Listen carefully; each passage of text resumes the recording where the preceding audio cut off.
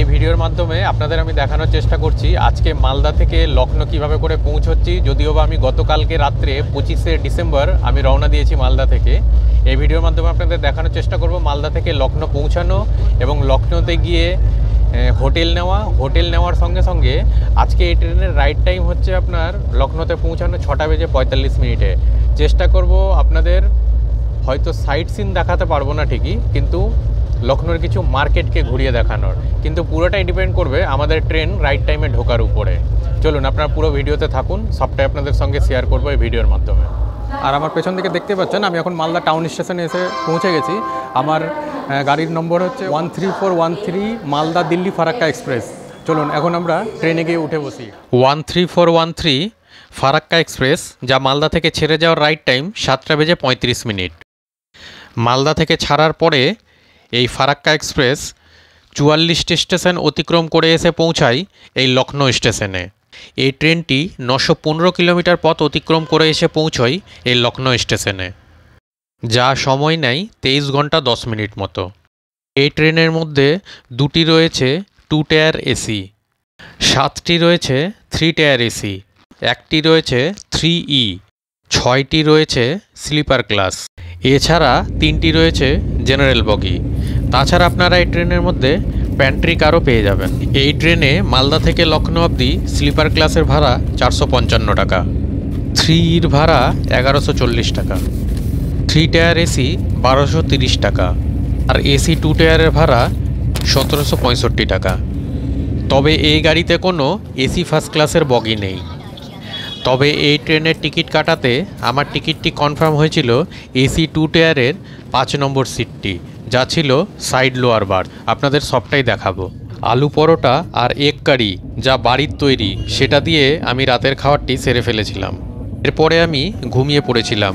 ঘুম থেকে উঠে দেখি আমার ট্রেন এর দীনদয়াল স্টেশনে দাঁড়িয়ে আছে।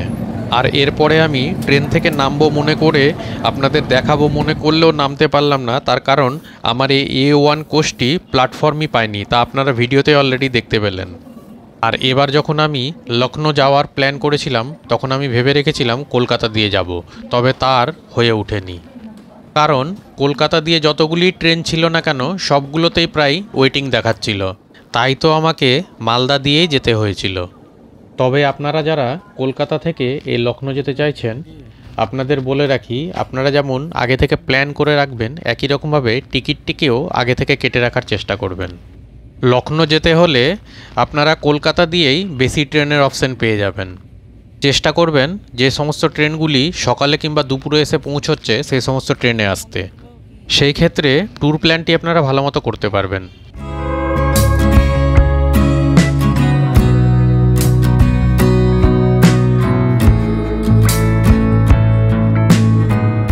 32 কিলোমিটার অতিক্রম করার পরে আমাদের এই 13413 মালদা দিল্লি ফারাক্কা এক্সপ্রেস এখন এসে পৌঁছেছে। আমার পেছন দিকে দেখে হয়তো আপনারা বুঝতেই পারছেন, বানারসি জংশন স্টেশনে। আর এই স্টেশনে এসে পৌঁছানোর কথা ছিল 11টা বেজে 5 মিনিটে, তবে মোটামুটি ওই 15 মিনিট মতো লেট করে পৌঁছলো। এটা সবটাই কুয়াশার জন্য হলো, কারণ রাস্তাতে বেশ কিছু জায়গাতে আমরা দেখলাম, একটা জায়গাতে আমরা কুয়াশা পেয়েছিলাম। এখন দেখা যাক এই ট্রেনটি রাইট টাইমে আমাদেরকে আজকে লখনউতে পৌঁছাতে পারে কিনা। আচ্ছা, আপনাদের তো আমার কোচ তো অলরেডি দেখানোই হয়নি। আমার এসি 2 টায়ারে সিট পড়েছিল, কনফার্ম হয়েছিল, কনফার্ম হয়েছিল। আর আমার সিট নম্বর হচ্ছে আপনার A1-এ 5 নম্বর সিট। আপনাদের তো কোনোটাই দেখানো হয়নি, এই ভিডিওতে আপনাদেরকে দেখাবো।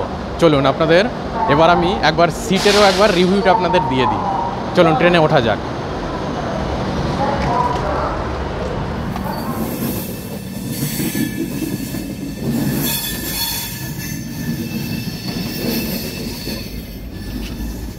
আর A1-এ 5 নম্বর সিট, যা সাইড লোয়ার, এই হচ্ছে আমার সিটটি। চলুন এরপরে আপনাদের একবার বাথরুমটাও দেখিয়ে দিই। স্লিপারেরই হোক আর থার্ড এসি কিংবা সেকেন্ড এসি, সমস্ত বাথরুমেরই সাইজ মোটামুটি একই রকম থাকে, তবে এখানকার মিরারটি তুলনামূলক বড় থাকে অন্য অন্য কোচের তুলনায়। আর এই কোচগুলিতেও আপনারা ওয়েস্টার্ন এবং ইন্ডিয়ান 2 রকমেরই বাথরুম পেয়ে যাবেন। আর আমার এই ট্রেন এই বানারসি স্টেশন ছেড়ে যাচ্ছে এই 11টা বেজে 36 মিনিটে। এ দেখুন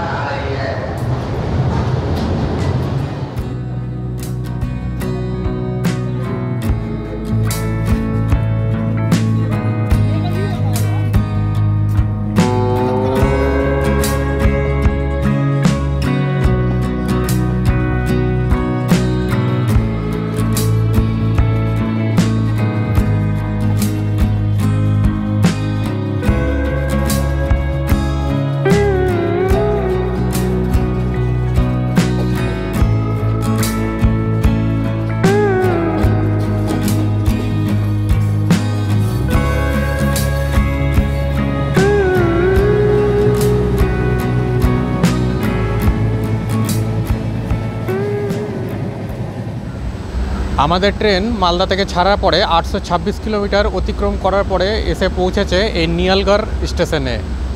আমাদের ট্রেন এখানে পৌঁছানোর কথা ছিল 3টে বেজে 1 মিনিটে, তবে এসে পৌঁছলো 5টার সময়। প্রায় 2 ঘন্টা মতো লেটে চলছে। জানি না লখনৌতে কটার সময় পৌঁছাবে, আর বাকি আজকে আপনাদের এই মার্কেটটি ঘুরিয়ে দেখাতে পারবো কি না। চলুন, সবটাই চেষ্টা করা যাচ্ছে। ট্রেন যদি টাইমলি ঢুকে যায় তাহলে নিশ্চয়ই আপনাদেরকে দেখাতে পারবো, এই আশা রাখি। চলুন, আমাদের ট্রেনের সিগন্যাল হয়ে গেছে, এখন উঠতে হবে।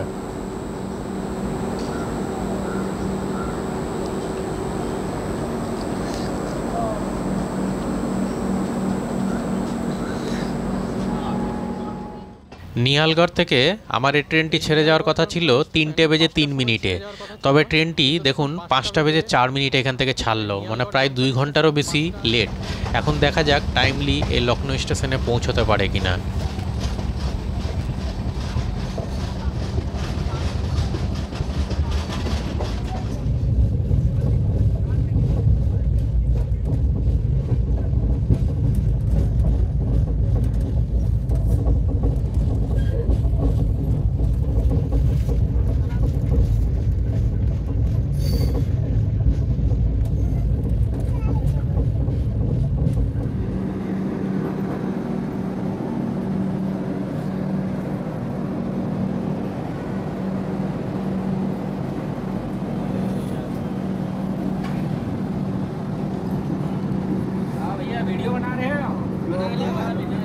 আমাদের ট্রেনের এই স্টেশনে পৌঁছানোর কথা ছিল 3টে বেজে 43 মিনিটে, কিন্তু এসে পৌঁছালো প্রায় 5টা বেজে 45 মিনিটে।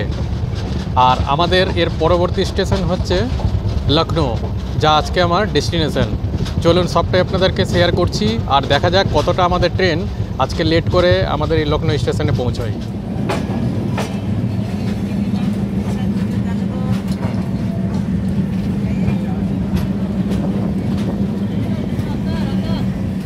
ফাইনালি আমি লখনৌতে পৌঁছে গেলাম। চলুন,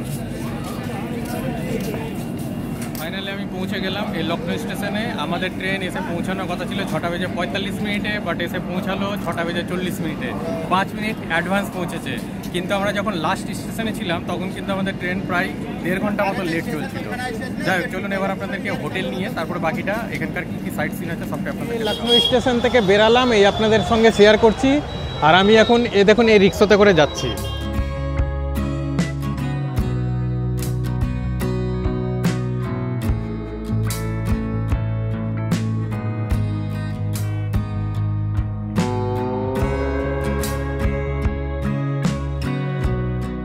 এই স্টেশন থেকে বেরাতে গেলেই আপনারা এই ফ্লাইওভারটি পেয়ে যাবেন।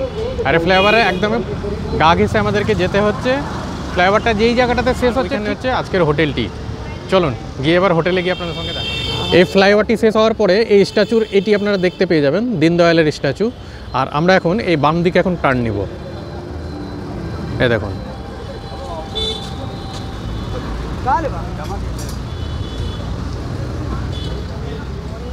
আমরা এই দিকটা দিয়ে আসলাম। এখানে দেখুন খুব সুন্দরভাবে হোটেলের সামনেটি ডেকোরেশন করা রয়েছে।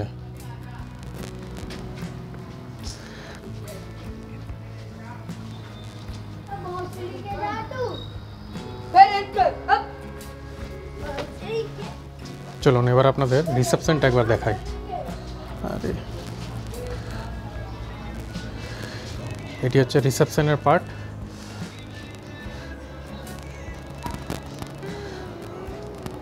চলুন এবার রুমের দিকে একবার যাওয়া যাক।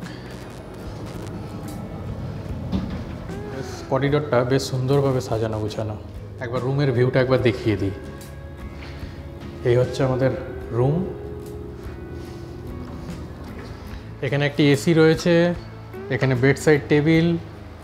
এটি একটি কিং সাইজের বেড মোটামুটি বলতে পারেন। সোফা রয়েছে, একটি টি টেবিল, এদিকটাতে টিভিও রয়েছে, পরে ফ্যান। তাছাড়া এদিকে আপনার একটি মিরর পেয়ে যাবেন, এদিকটাতে একটি আলমারি আছে। আর এই হচ্ছে বাথরুমটি। বাথরুমের ওখানে গিজার, এখানে আপনার কোমোড, বেসিন, এখানে একটি মিরর, মিররে লাইটও আছে, এ দেখুন। তো এই রুমটির ভাড়া আমাদের কাছ থেকে নেওয়া হয়েছে 1660 টাকা। আর এবার চলুন হোটেলে চটপট ফ্রেশ হয়ে নিয়ে গিয়ে যাবো, আর রাতের ডিনারটা ওই মার্কেট থেকে করে নিয়েই ফিরবো। হোটেলটি কিন্তু আমার আগে থেকে বুকিং করা ছিল না। আমি লখনৌ স্টেশনে নামার পরেই হোটেলটিকে দেখে রুম পছন্দ করে তবে আমি হোটেলটি বুক করি, যার ফলে আমার হয়তো একটু দেরি হয়ে গেছিলো। আর আমি আপনাদের বলেছিলাম এই আমিনাবাদ মার্কেট দেখাবো, তো আমি এই দেরির জন্য আজকে আর যেতে পারলাম না। আগামী ভিডিওতে চেষ্টা করবো আপনাদের দেখানোর। আর এই চিকেনের ফ্যাক্টরির একটি আউটলেটে আমি এসেছিলাম, যা আপনাদের সঙ্গে ভিডিওতে আমি শেয়ার করলাম।